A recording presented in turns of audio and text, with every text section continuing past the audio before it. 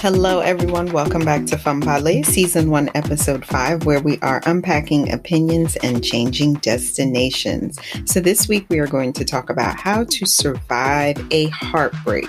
I know we all have said, why could you do this to me? Or how could you do this to me? What did I do? Those are the questions that run through everybody's mind when they find out that their significant other cheated on them. In this podcast, I'm going to focus on key points to help you through a heartache and learn how to heal. Stay tuned.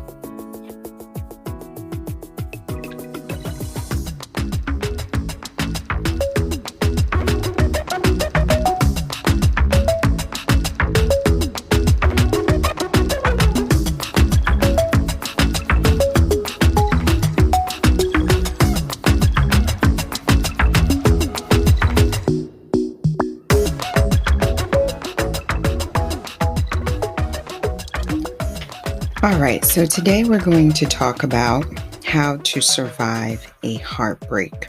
And as you all know, in this podcast, when we talk about heartbreak, we're talking about specifically cheating and what ends up happening after you cheat on your partner or your partner cheats on you, whichever way it goes. The first thing we're going to say is why you should know the difference between good and bad advice. And the reason that I say that is because when you find out that your partner cheated on you, it's definitely going to be very shocking. Many emotions are going to be running through. There's going to be the feeling of denial, the feeling of sadness, the feeling of anger.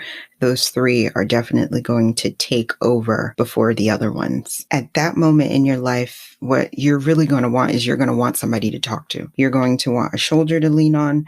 On top of dealing with this crisis situation that has just been presented to you, it's also important to know who to get advice from, because in this delicate situation that you are in, it's important that you don't speak to everyone about it, because number one, everyone doesn't need to know what you're going through, and everyone does not have good advice to offer. Whoever you decide to speak to, know how grounded of a person they are, know their background, know where they're coming from, and know also if they're going to give you a biased opinion. You know, even us as adults, you always stop and think there are certain things that I'm going to share with my parents and certain things that I'm going to not. And, you know, it might not be that way in everyone's family. You know, you may have a mother or father who's a therapist and you may always go to them for advice, but it's always hard for a parent to not be biased in their opinion because they're always going to shift one way. So you always have to make sure you talk to that friend that's not going to be negative towards your significant other, because that's not what you want to hear. We don't want to hear bashing for you or for your significant other. You want good, solid advice, because you don't want so much advice that you're on advice overload, but you just want to make sure you go to the right people. I had said, I think in episode 1, that if I can turn back time, there were definitely certain people I may have not shared as much information that I shared it with. Not looking at it negatively, just more of the advice they had to offer me was not good for me in that time that I was in my life. The person you're speaking to also have to understand you're very delicate. They have to be mindful of their choice of words, mindful what you're asking them. Like I said, there was one friend that asked me, do you think he's going to cheat again? I'm a level-headed person. I know how to, even I think in a state of shock, I'm always processing everything that's told to me. So at that moment in time, I know I just said, I don't know. It's not that I want him to. It's hard for me to answer that question. And we just moved on with the conversation. But you have to be mindful of your choice of words, of what you're asking somebody. You asking that person that simple question of, do you think he's going to cheat again? How do you expect that person to answer? You both already know the answer to that. Does anybody ever want their partner to cheat on them? No. So don't ask me that question. So ask me something else, because that's just not appropriate. And the answer has nothing to do with why I'm speaking to you right now. Right. So, and I guess what's your viewpoint on that about when it comes to good and bad advice? And do you feel Or do you agree with me? Do you feel as though that there are certain people based on certain situations, I guess, that you should speak to and you can speak to? Yeah, I definitely agree and think that there are certain friends that I can talk to about very personal things and be vulnerable with and know that they will give me, sound advice and wisdom, not from a place of just beating down the other person. Because that's not really what you want to hear either. If you're in a situation where your partner has been cheated on, you don't want to hear them just bash them the whole time. It's like, I need help with how I'm feeling. Like, this is not about what you think of them right now. When you were talking, I was thinking about it. Do you think like it's better to get advice from someone who's been through it? Or is it better to get advice from someone who hasn't experienced it? Do you think that the person who's been through it, their judgment is going to be clouded, or it's going to be more clear because they've already walked through it? When you share your opinion with someone based off of experience, I do believe that it's always going to come from a genuine place and they know what they're talking about. Mm-hmm. Interesting you say that, because at the time when I was looking for a therapist, Mm-hmm. a counselor, someone to talk to, Mm-hmm. I had asked myself that question. How is this counselor and this therapist really going to help me if Mm-hmm. they haven't experienced anything like this in their life? Are Mm-hmm. their opinions only going to be based off of books? Textbook answers. Textbooks, answers, and Mm-hmm. things like this, just like being a mom, being in a relationship, any crisis that you may go to, there's no textbook answer. People make decisions that are best for them. Mm-hmm. I mean, we all know there have been books written, and I am the biggest advocate of any self-help book I'm willing to read because I always need a little help to help me look at things differently. But there's no concrete perfect response when you go through this. As for me, that is something that is important to me. And luckily enough, I was able to find a therapist and or counselor, they're counselors, that Mm-hmm. had both been cheated on, and Mm-hmm. they were both victims and both perpetrators. So it Mm-hmm. helped with the advice that they were giving me, because I took that as genuine advice that I can imply into my life and some of their Right. tactics that they shared with me. So that is something that is important to me. And that Yeah. makes it hard when you're looking for a counselor. Now, the counselors that I went through were very transparent. Mm-hmm. Mm-hmm. And I respected that about them, because they weren't acting snooty or, well, this is my professional business. My personal life stays out of it. But Mm-hmm. Mm-hmm. I'm not asking for you to share your personal life with me. It could, one simple word: I understand what you're going through because I was Right. cheated on, Right. or I Right. have cheated. That's it. I'm Right. not asking you to divulge all your personal information to me. But Right. yes, to me, it is important that whoever I'm getting that advice from, Mm-hmm. you can truly relate, because it makes the conversation different. Not saying that someone who can't relate do not have good advice to offer, because I Mm-hmm. can't say that. There are some people that are very wise beyond their time. Even if they Yeah. haven't experienced something, they do have good information to provide you. I guess that's why I honed in on be mindful of who you speak with. Right. Right. Mhm. I'm not opposed to, like you're saying, taking advice from someone who hasn't been through it. But that's where we go back to your point of understanding who you can talk to and who you can share this very vulnerable and private, moment with. Exactly. It's also embarrassing. For me, it was embarrassing. I didn't want people to know that that happened to me. It was very embarrassing Mm-hmm. in the beginning. Very, very embarrassing. And you find information about this online, but I feel like when I was looking, you don't find, first of all, okay, you find information about infidelity online all the time. Mm-hmm. There's so many different things that people have written, so many viewpoints. My situation, especially when you have infidelity with a child Mm-hmm. being born, Mm-hmm. it was like dead. I think I had found one piece of information, because number one, it's not talked about. Why? Because after the situation, it's hard for someone to hold their head up. They feel shamed, of course, humiliation, embarrassment. What is society going to think? What are my friends going to say? And Yep. if I decide to stay with him, how is everybody going to look at me? Yep. I'll tell you, every podcast that I talk to, none of that shit matters. At the end of the day, it's about what you choose for your life and what you're comfortable with. Because look at the bigger picture. Regardless how well you're doing, how well you're not doing. Somebody always got something to say about Mhm. you. I Mhm. mean, I know somebody listening to the podcast now, look at her like she know. Keep on scrolling, don't listen. But so that's just how I feel. It's just you just have to accept that negativity is going to be part of life, and sometimes being humiliated, don't allow yourself to see anything through anybody else's eyes but your own.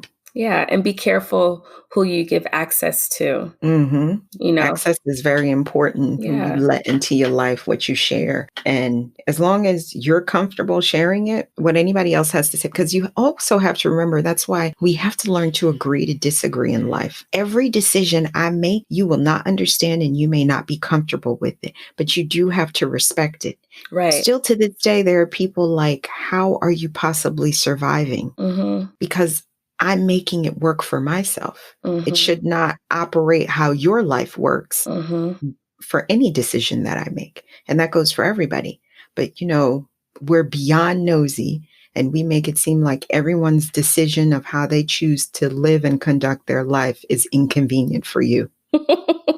How is that even possible? But Or that's that how we are as humans. or that you need to know all the details behind the decision or why the decision was made and And what we need to understand is we may not, that person may explain it to you 2, 3 times and you still looking at them like, how, why? It may be something that you will never wrap your head around. You can't understand everything in life sometimes. You just can't, especially when it's someone else's life choice of what they choose to do. Is it really for you to understand, or do you just need to be respectful of how they choose to live their life? I That's don't just how I look at it. there's friends who do a lot of things that I don't agree with. I'm right there with you. And you know But what? that's your business, that's your life. I'm not It doesn't affect how I go through my day to day. Nope. And if I'm that opposed of it, rather I follow you on Facebook or Instagram, guess what? Maybe I should unfollow a block, but it's wrong for me to bash you for it. Yeah, I'm not going to do that. It's just uncalled for. I just don't choose to entertain it. Mhm. It Mhm. doesn't, I just don't choose to entertain it. I do think when we're talking about getting good and bad advice from someone, I do think for me, as someone who is consistently the advice giver often, that it can get to the point where it is exhausting when I'm giving you advice about the same thing over and over and over again. So there's a other flip side of that coin where you're asking for this advice from someone to you're being the person who's giving it. And like, you also have to protect your space and your peace and who you're giving access to you, because at some point it's so draining going through the same situation with the person, going through the same stuff over and over, giving the same advice over and over and over. It's like, okay, well, how many times are we going to have this conversation? The one way I will answer that is, remember I told you my one friend back in this was all in episode 1, what she had said to me. And this is why I'm telling you that, like, when you have a friendship, you have to be able to be comfortable enough with your friend to tell them anything you need to tell them, whether good or bad, even though if it's something that's going to disappoint them. And she laid it out to me perfectly. She wasn't disrespectful. And I think because I always ration things, so I was a good friend that she can say it to, because things like that are important for me in my relationship. I need you to be truthful with me. If you always telling me what I want to hear, I really need to question that. Making it sound all like fluff and cupcakes. Really, girl? Remind me what she told you. She said, Shirley, I'm always going to be here to listen to what you have to say. But I want you to remember that I'm not going to have all the answers for you. Sometimes I may not even have anything to say. Listening is not a problem. I could do that. But I'm not going to have the answers that you're looking for. You need to pray about it. Yeah. And I cannot respect that anymore. Yeah. Because a lot of times that's what they need. They want someone to listen to them. Even if, when you read in between the lines, what she's saying is I may tell you the same answer over and over again when you come present the same problem to me over and over and over again. But I don't want to hear it over and over. Maybe that makes me a bad friend. No, but I respected how she said it. Right. Because she said, I'm here if you need me, Shirley, but you got to understand, I'm not going to always have the answers. And she said it with love. She did. Yeah. Yeah. So how she said it was like perfect. I mean, of course, if you're not a praying person, they may not add that line in there. Right. However, your friend wants to break it to you, but that's the honesty you need in a friendship, because even though you know they're going through something, and if Right. she takes that one little statement so personally, how strong was your friendship to begin with? Yeah, that's true. I guess You know, you don't want to be hurtful, and then you don't want to like make them feel abandoned. that's why at the end I always say voice yourself, because you But always, why do you feel as though you're being hurtful? You see, I'm that friend, Kira. I want to hear that from you. If I'm pissing you off, you need to tell me. Or if I say something you don't like, you yeah, need to express that to me. Like, I'm working on it. oh, okay. It's So you kind of keep it within, and then you kind of say like, I didn't want to hear that. Or you sit on the phone like, yeah, yeah, yeah. Yeah, I'm sitting on the phone like, how many times in my head, like how many times am I going to have to hear about this? Not from a place of like just annoyance, but from a place of like, you're not growing, you're not learning, you're not getting better because you keep falling in this same cycle. It's like, I don't have anything left to give you with this situation. And it's draining for me to sit here and have to listen to it over and over again. But you've never told them like my friend told Well, me. not in that way, no. I mean, I have said, like, I don't really have anything else to offer you right now. I think I've Okay. said everything I can say about it. I've said that. Do Yeah, I you mean, feel as though if you continue to push her away, she's going to think of you negatively? no. No. In another situation, I definitely set a clear boundary where it was like, I can't talk about this anymore. So that one I did. But in another situation, I haven't been as clear with it. I need to. But back to the point, getting good and bad advice, I just felt like that kind of falls under it because the advice givers are They get getting drained. tired. Yeah. They get drained. I'm They getting do. tired of being the advice giver. Absolutely right. The advice givers are getting tired. And I guess it's okay to be honest. Even therapists and counselors have limitations. It's not a hmm forever program. It's a 6-week program. And then each week they always try to talk about something new. Remember too, it's about maintaining control of the conversation, and not in a bad way. Maybe you need to take that conversation and shift your friend. This is true. What are you doing to combat this? I get, depending on how the conversation goes. Are you hmm taking responsibility for your actions? And maybe you should take the conversation and try to shift it on them and see then how they are. That's why whenever I'm that friend that I'm like in tune listening, asking a whole bunch of questions, because okay, let me get understanding of what's going on, because I need Now, to really give you good feedback. let me ask you another question since we're talking about people we're getting advice from. Do you have someone that is older that's like a mentor or a family member or someone wise in wisdom that can give you advice that's not like your age, that's not your friend? Do you know what I'm saying? Like, is there someone that you can go to when you need to seek that kind of wisdom? Yes. Mm-hmm. She is like my second mom. Mm-hmm. Mm-hmm. And any time she is my go-to, Mm-hmm. like she's right behind prayer. Right. And then after her, then my other people follow Got based it. on what circumstance I'm in. Got it. But she is my go-to. Yes. I'm always talking to her when I have problems, because she gives good advice. Mm-hmm. She's very unbiased about her advice. Mm-hmm. She will check me if she needs to check me. Mm-hmm. And we are so transparent with each other. And I love that, because You need it. you Now, need it. you did say something earlier that I'm going to disagree with. What's up? You said when you are seeking advice, sometimes you talk to your parents and they are always going to have like kind of a biased opinion because you're their child. So at the end of whatever situation you're dealing with, you want to talk to them about, basically 9 times out of 10, they're going to side with you. But I don't agree with that. I think that in my situation, a lot of times when I need really good wisdom and advice, I go to my mom. I'm very close with my mom, and I know she's going to give me guidance from a spiritual aspect. You know what I'm saying? Just good advice. But my mom will always check me when I'm wrong. She's not going to be like, well, Kira, he did this and he did this and he did this. She's going to be like, you did this. The reason you did this is because why? Like, she's going to break it down with me. She's going to be like, and what does the word of God say? And what does the Bible say about this?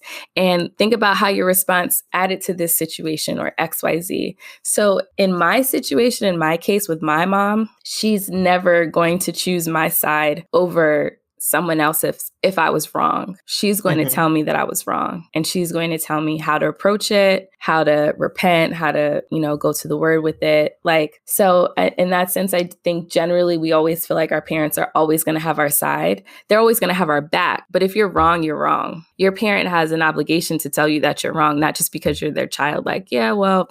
With that being said, I guess it depends on the relationship you have with your parents. Agreed. Too. Right. So our situation is different. I don't go to my mom for everything. Right. So, and you're a lot closer with your mom than I am, I guess, with my mom. Right. So I guess maybe that's probably why I'm looking that way. I don't even know. I feel like I'm close with my kids, but I don't know. Time will tell. I think I'm very close with them. They tell me pretty much everything. Yeah. But they're still at that age where what is everything? They don't really have anything important to share yet. Right. Wait till they get to high school.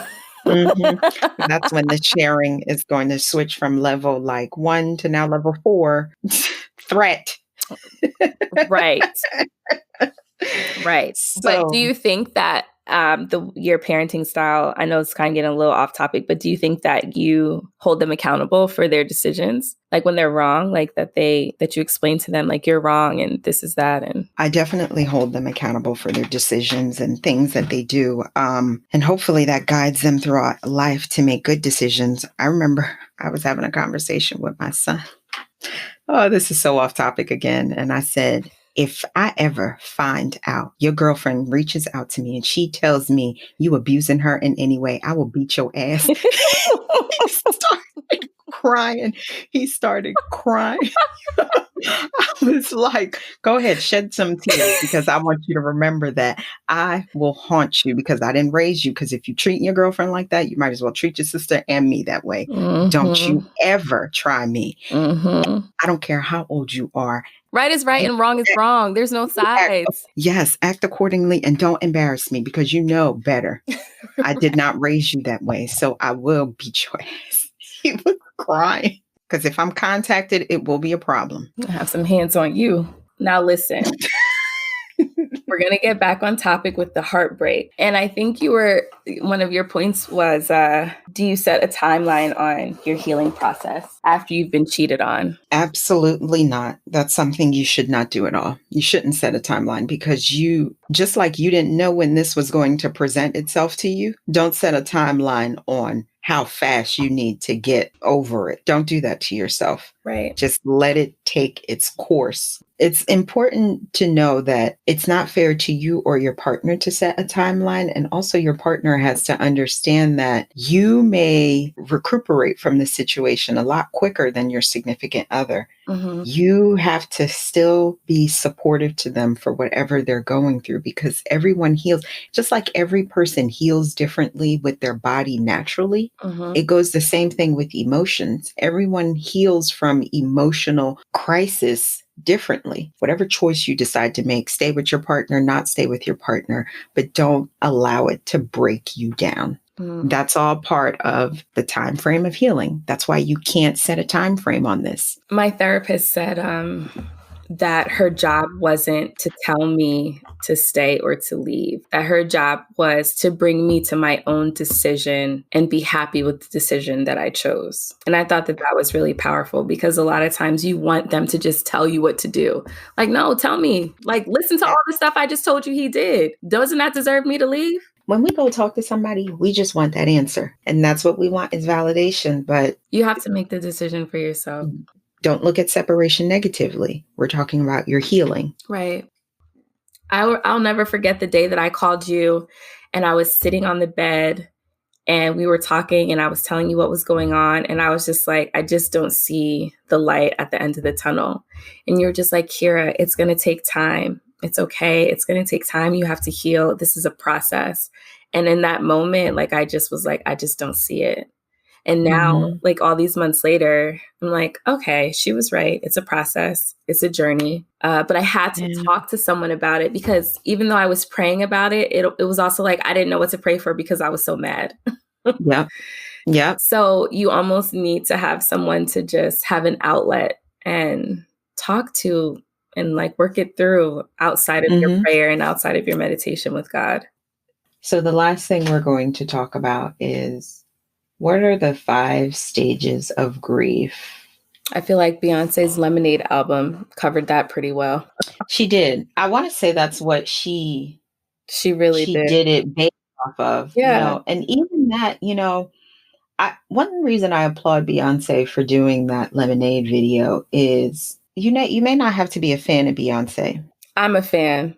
I've been riding for a long time. But anyway, back to your point. Lemonade was important Because she allowed the world to see that I go through the same shit y'all go through. Don't exactly, get it confused. exactly. But I think she's always spoken about her life in her music. If you ever listen to her past songs, Hmm.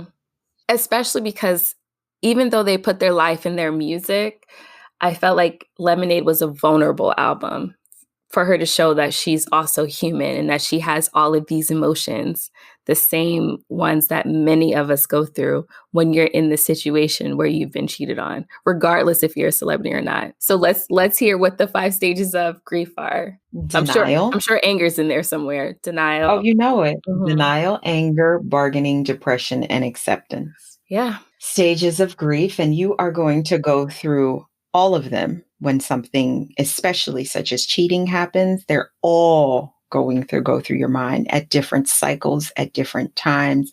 There may be different triggers that bring things on. Something that he or she says may Mhm. trigger anger. Something that he or she says may completely bring you back to that depression Say them that again. you Say them one more time, Shirley. Oh, denial, anger, bargaining, depression, and acceptance. Mm. You don't know when one of them is going to pop up, because you don't know what trigger is going to make one of them pop up. And I think denial is when we all do that in our head, like, oh my God, is this really happening to me? Why is this happening to me? What is happening? Why is this happening to me?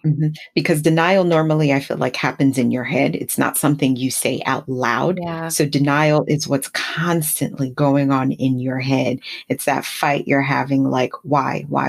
Did this really happen to me? What's going on? Yeah, I know my question was like, what did I do to deserve this? Like, what did I Hmm. do? And I'm a big believer in you reap what you sow. So I was like, God, like, what did I do to someone to deserve this to happen to me? Like, and it's not always that black and white, but that was definitely part of the denial. Like, why is this happening to me? Exactly. You're right. Why is this happening to me? So with bargaining, trying to separate it from acceptance. Bargaining, I feel like it's something else that happens in your head.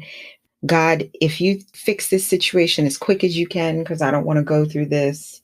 Or you may go to your spouse like, so if we go to therapy, is all this going to work? It's also like negotiation almost. Yeah. Kind of. Yeah. I mean, you could change Yeah. it to say negotiation. There was another word that popped in my head and now it left. But yeah, it all falls under Yeah. because now you're like, okay, I need to rationalize my feelings. So how are we going to come to a quick solution? Hmm. Or Which this is all the stuff that you have to do in order for me to stay. And that person doesn't have to do anything. And that's what we have to realize. Healing is not about forcing someone to do anything. I remember my therapist told me there were so many things that I was saying, well, he's not doing this, he's not doing that. And you know what she said? Well, Shirley, what are you going to do about it? What do you want to do about it? Mhm. And how long can you accept what he's not doing? She immediately shifted that real quick because all I was doing is saying what he's not doing. And she's like, okay, I hear that. But what are you going to do about it? Right. Yeah. You know? So that's what's important, that we're bargaining. Okay, well, you did this to me, so you need to suck on my big toe. Don't say that, guys. No. I told you she was crazy. But yeah, bargaining is it's interesting that it's called bargaining as part of the 5 stages of grief, but as you called it, negotiation, Kira likes to Yeah, call it. I think it's Hmm. more like negotiation and this in the grief of. And then the last one, because I'm not going to go through depression and anger because we already know what that is. Mhm. Acceptance. Acceptance. Acceptance is, and I feel also acceptance can be false. You will go through all these stages, but that doesn't mean you're repaired because you may start back all over again because something may trigger, something may happen. You may have a bad week and it brings you back right back to that depression state or that anger state because of the situation. Acceptance doesn't mean that the pain is over. That's a good point. Healing, I feel like, never ends. The scar is healed, the Mhm. wound is gone, Mhm. but your body is still working inside of you to make sure it stays healed. And closed. Yes, and closed, because if your body doesn't do what it's supposed to do on the inside, that wound can just reopen. Today, we're going to be wrapping it up. We covered do not set a time on healing. Mhm. You could definitely go to the blog and you can read the article. The name of the article is 10 Tips After a Breakup. Why you should know the difference between good and bad advice.